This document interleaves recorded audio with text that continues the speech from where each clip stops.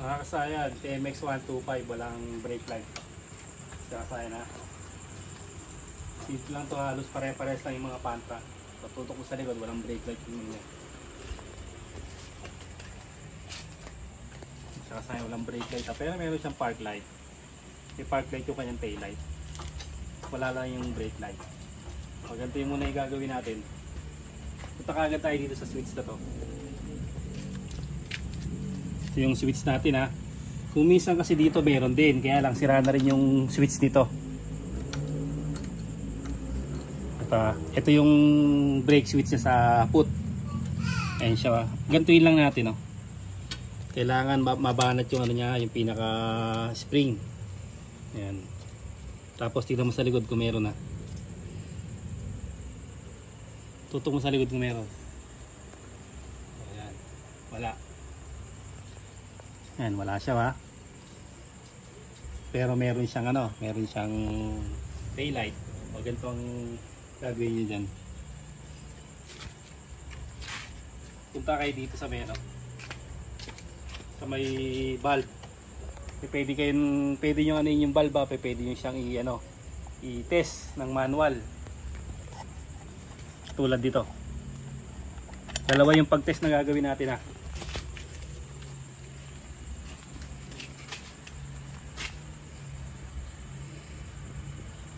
Unang pag-test natin ito yung sa sa valve.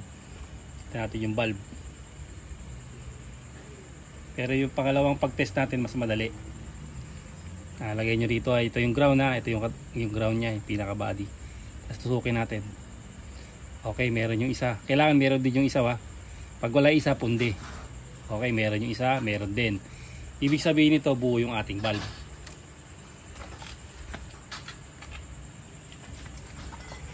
Babalik natin yung ha. Babalik natin yung ating valve.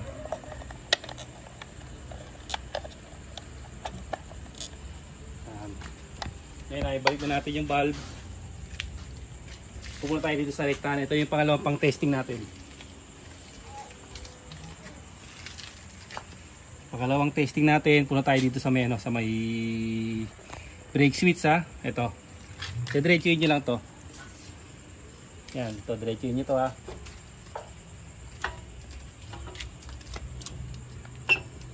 Yan, diretsuhin niyo to. Yan, dito pupunta yan. Dito pupunta sa kasama ng mga stator. Yan, kasama ng mga stator at tanggalin nyo lang to para malaman nyo kung ano yung sira, kung brake switch o wiring. Siya ba? Ito yung dito. Ito yung pagrekta tutusukin lang natin to. Dapat pag tinusok natin umilaw na siya. Ibig sabihin ito ang sira. Pagka umilaw siya.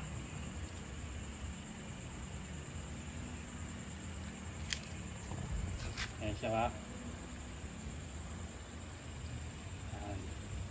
Ibig sabihin ang sira niya ay itong brake switch. Ito yung papalitan natin. Kung may makukuha kayo na ganito yung forma, plug and play lang. Kung yung tag-isa naman di bullet, puputulin nyo lang siya. Ito yung gagamitin natin. Ito, di-bullet to, di-bullet. Pag di-bullet, duduktungan nyo lang yung para magamit nyo pa rin yung yung pang suksok nya.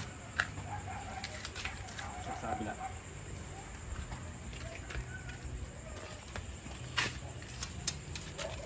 Ito siya ha.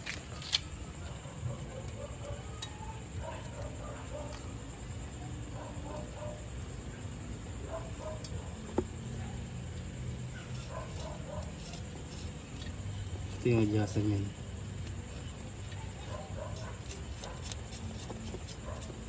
Luwagan muna natin para mas maluwag makuha yung spring.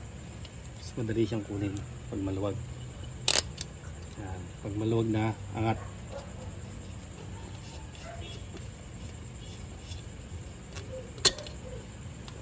Tapos pasok itong ito yung adjustan nya.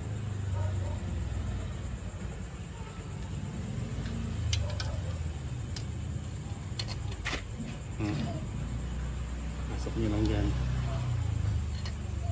Tapos ito ano mo to, pasok mo rin sa meno. May butas dito yun. Hawakan mo to, ganyan.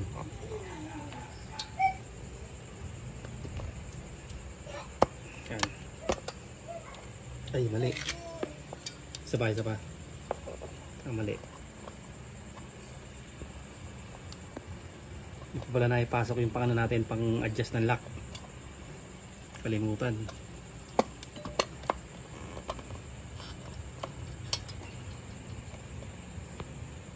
Kaya ba lang. Hindi naka ano, bitaw no.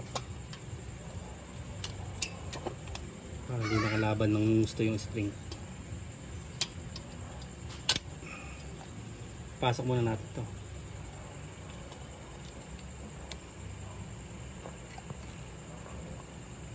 Di ano lang siya, di trade.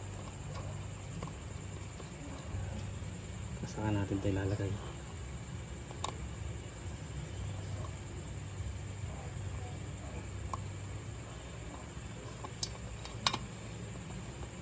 Nalagay natin, saka tayo magsiset kung gaano yung ano niya.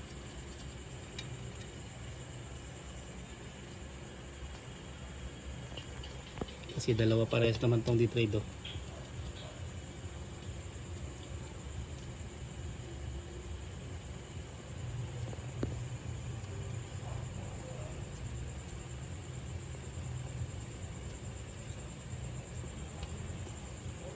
Yung pag inapa ka, kailangan nakatak siya.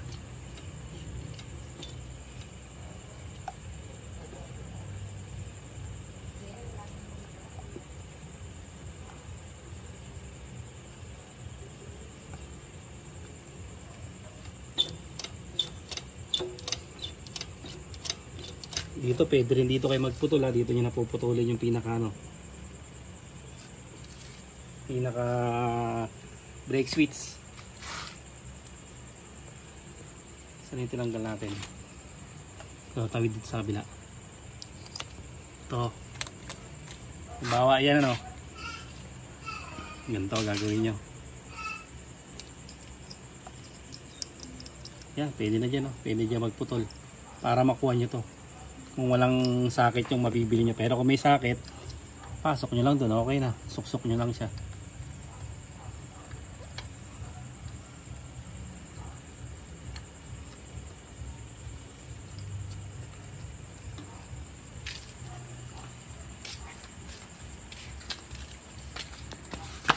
Yan, tapos tatay pa natin yan. Susok lang dito no? Kasama sa stator to accessory wire, pwede rin kumuha dyan. Tapos testing na natin. Tapos pagka nakaganyan na siya, no, okay na siya. Babaan niyo yung motor para sigurado. Talagang okay na, kasi iba pag binaba, iilaw na agad to. Iilaw na agad kung nakababa. Para sigurado kung ano. Tapos sa kakaibang brake. Ibig sabihin okay na siya. Ganun lang kasayan yung paglalagay ng ano, ng pag-aayos ng walang brake light ha. May park light yan. Tapos brake. Tingnan nyo lang kung buo yung mga brake switch o yung valve nya o kaya naman yung wiring. Para madali nyo makuha yung inyong ano, yung brake light. At safety na safety sa likuran para pepreno kagad sila. Kung sakaling kumukulay na, alam na na membreno tayo kung may lubak o may tatawid. Hanggang dito na lang mga kasaya. Salamat sa panonood.